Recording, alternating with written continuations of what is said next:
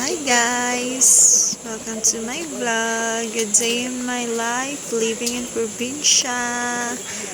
Ilog time! So, naligo nga pala kami sa ilog guys.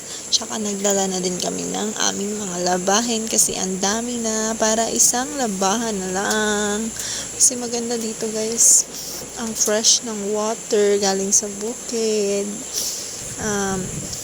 Bata pa lang ako, dito na kami naliligo eh. Laking ilog din ako eh. Kaya natuto akong lumangoy.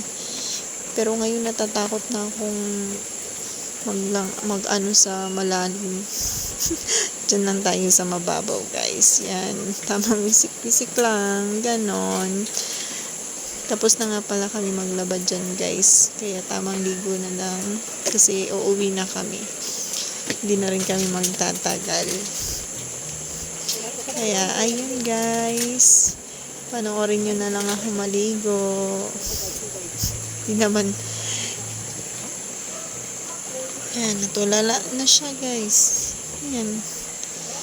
Hindi niya alam kung anong gagawin niya. Ayan. Ayan, sayo-sayo pa nga. Nag-tiktok pa nga. TikTokerist yan. Yan, buksan mo, papasukin ako. Yun lang guys. Thank you for watching.